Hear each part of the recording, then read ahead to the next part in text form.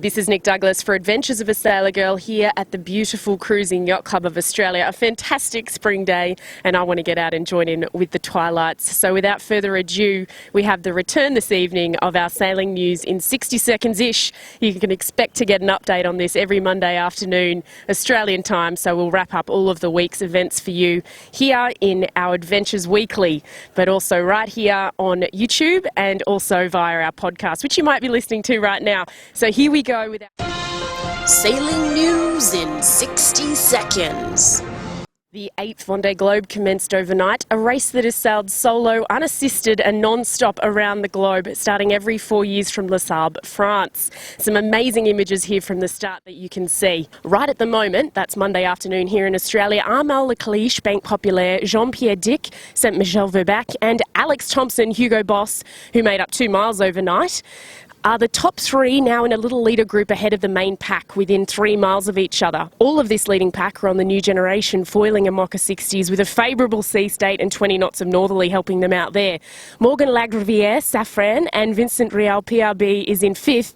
Rial is the first older gen boat or non-foiler with traditional dagger boards. The fleet remains relatively close together with the top 10 within 16 nautical miles 16 hours after the start. Last week entries closed for the 2016 Rolex Sydney Hobart with 100 boats looking to make the start line here on Boxing Day, and I can't wait to bring you all the action live from right here on the dock at the Cruising Yacht Club of Australia.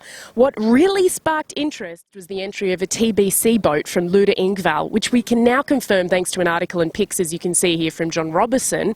It's an overhauled and updated version of his prior Hobart winner in 2000 and again in 2004, with backing from Sir Michael Hintz. The boat's so aptly named CQS, which is Hintz's London-based asset management firm.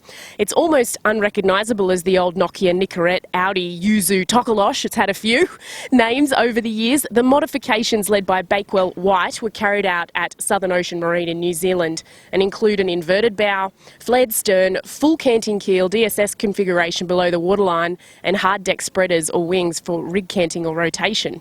As just covered in the Vendée Globe recap, foiling and canting combinations are already in use, but this could be the biggest boat to be using this technology. And no doubt there's going to be so much anticipation to see this boat in action, especially leading into Boxing Day. Only 6 weeks to go, so hopefully it makes the start line. Those builders have lots on, but I do hope they make it. That will make 4 maxis on the line come Boxing Day. Now this year, for the first time, the Rolex Sailor of the Year is going to be decided by a public vote, which you can find online. And make sure you do check out Adventures Weekly for more links for all of these stories, including how to vote for Rolex Sailor of the Year. Make sure you take part and don't whinge about who won later. It's very, very important. I've put in my vote and I think you should too.